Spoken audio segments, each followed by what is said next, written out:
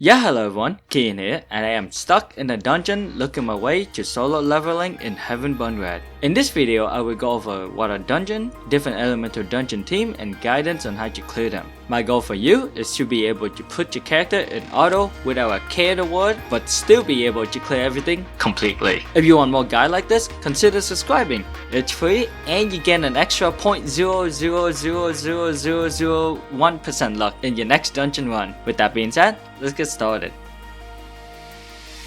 Dungeon, or known as Cavern of Cultivation, is where you'll be farming your 6-star ring and drop. Each dungeon consists of 5 floors, where the first 2 floors are for exploring, floor 3, 5 are for the boss fight and where the ring and aqua ember is, and 4th floor is for sunshine drop and farming. If you're only focused on farming ring, then stopping at floor 3 is good enough. But if you also want to farm for the other 2 drop, then you will need to finish all 5 floors, or 4 depending on how you play. That being said, I still recommend that you finish everything from top to bottom, since it'll be more life point efficient. You unlock this once you hit near the end of chapter 3.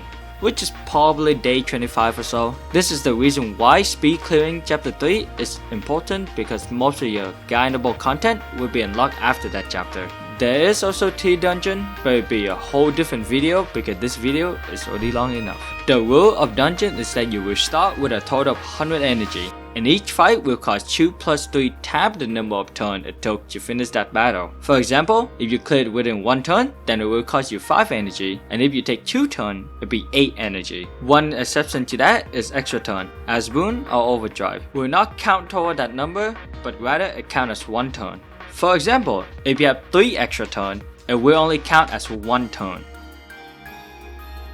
Before going to a dungeon, you should have a team comp, which I will teach you in the upcoming section. For dungeon, it's important to have your squad lineup reset to the original position after battle, since SP in the beginning of the turn is quite important. You can turn off save squad lineup at the end of battle in the setting as shown here. Another tip before we move on is, in order to finish dungeon with enough energy left, you should try to clear each 5 in the second turn or less. This will cost between 5 to 8 energy per fight, which should give you enough time to clean everything out. One way that you can clear everything quickly is to collect as much plus SP boon in the stage, so that you can quickly build your SP for your reserve and frontline for AoE skill. Now, before we can get into my guide to dungeon, there are top 4 memoria that every team should have that I should mention. However, this is not an absolute must character to pull. They are there to make your run easier, but you can replace them with other memoria that does the same thing as them. First on the list, we got Seika SS2. She's your bread and butter when it comes to buff and for that funny insta-kill turn in the boss fight. If you don't have Seika SS2, you can technically bring her A version for OD battery, but she will need to be at least limit break 5 for that passive to work. I also recommend having Sierra SS2 to be limit break 1, since it also gives her extra SP at the beginning of the turn. Second on the list, we got Yun S1. Technically, you can just bring her SS1 version and slap her S rank skill, but if you don't have her SS1, then her S is still viable. The reason why she's goated for dungeon is due to her single target defense down skill with only 6 SP. This is very cheap, since you probably pick up boon that give extra SP. That being said, you should bring her to limit break 3 for her extra SP passive. The third we got is Aina S1 for a single target fragile. If you remember how fragile works, then you'll piece together why having her or anyone that have fragile is useful. Her limit break 3 passive is also very good, since you have a chance of earning more SP if she's in the front line, which is great since you can spam that skill constantly and it only costs 5 SP. And finally, we got Tama Kanemi S1. She got that party heal that's useful whenever you're taking too many hits, but because I believe in you, I would assume you don't even need her heal, am I right? Jokes aside, if you're planning on auto run, then having her would be useful as backup. Similar to Aina S1, her passive can also give her a lot of SP. You can also bring in Tama SS1 if you prefer, but just remember to bring all the skill that you need. Before we fully get into individual dungeon, all of the dungeon map will be available on Tocho file, which I will link down in the description. I will go briefly on what our weakness attribute of the dungeon are and what waypoint to use if you're planning to clear this using only auto. Talking about weakness, mob cancer share the same weakness as the boss itself, and there's no resistance, so you don't have to worry about having a balanced attribute team, just run what you need to beat the boss.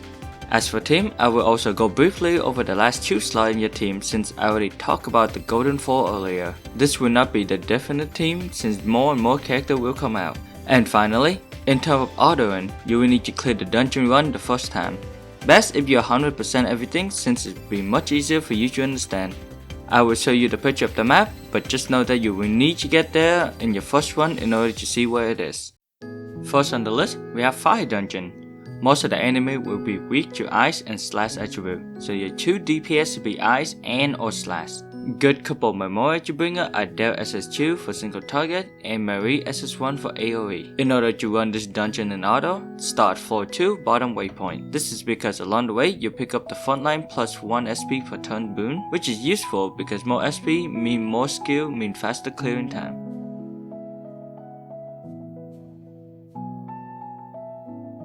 Next, we got Ice Dungeon. Most enemy will be weak to thunder and slash attribute. Good couple Memoria to bring are Aoi SS2 for single target and Yuna SS2 for AoE. In order to run this dungeon in auto, start floor 2 right waypoint. This is because along the way, you pick up a plus 2 SP at the start of the battle.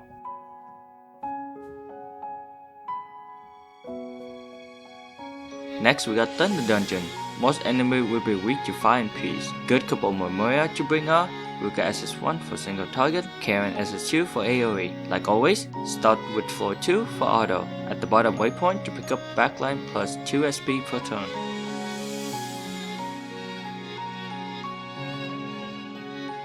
Second to last, we got Light Dungeon. Most enemies will be weak to Dark and Cursed. Couple good Memorias to bring are Katana SS1 for single target, Satomi SS1 for AoE. Like always, start 4-2 for auto. At the bottom waypoint, just pick up backline plus 2 SP per turn.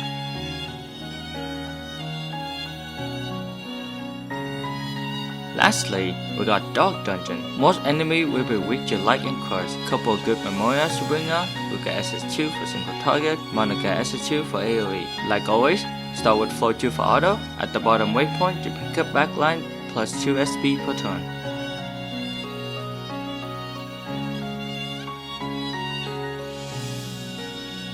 If you're starting out or your team is not there yet, you might need to use energy recovery that you pick up in the beginner 4th floor. Don't worry, this will only happen for the first couple of runs as a character, assuming brand new or not up to pair yet. The reason why I have auto start floor 2 instead of floor 1 is because of how much energy you will need to travel from floor 1 to 5. I mean, you can't start with floor 1 and get the extra turn boon, which is quite nice, but in terms of energy efficiency and time, it's not worth it at all. Goal Hopper. While it's a great moneymaker, you will need to play the game in order to successfully utilize this dungeon. You technically could auto it, but you will miss out on a lot of Goal Hopper since they will flee after a round or 2. From my experience playing this dungeon, you will fight quite a lot of Goal Hopper, but then chance of fighting them become lower and lower, which by the end you should only fight regular enemies, which is why you should try to clear as much Hopper as possible.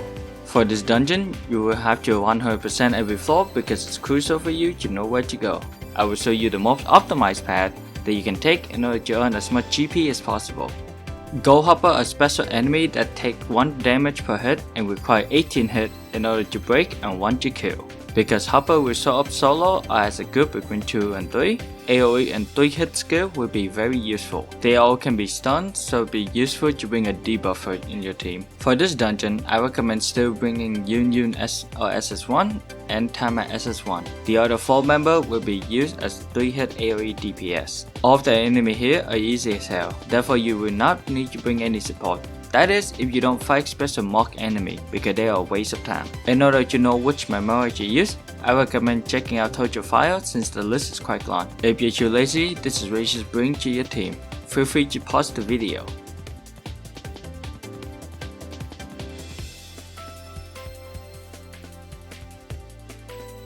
As you can see, there are 4 different categories: AoE normal skill, AoE EX skill, single target EX skill, and AoE debuffer. AoE EX skill is quite good since they do a lot more hit count, especially these 4. This will help you clear a group without any issue, that is if you have extra turn or an overdrive. Single target EX skill are honestly meh. You shouldn't even use them since it's single target. Imagine going to a group of goal hopper but end up only able to use EX for just one. AoE debuffer is quite nice, especially stun, since stunning prolongs the turn that it have to run away. You should always bring one just in case a whole group showed up. Now that we got a team out of the way, it's time for me to show the correct path of grinding this dungeon. Like I said earlier, you will need to 100% this dungeon first in order to know where to go. To start, your goal is to grab the extra turn in floor 5 as fast as possible. Remember that you're fighting goal hopper. Having an extra turn will help you clear it out. You will also need to pick up 2 boon here and here. After that, use the same teleporter you used and go back to floor 4.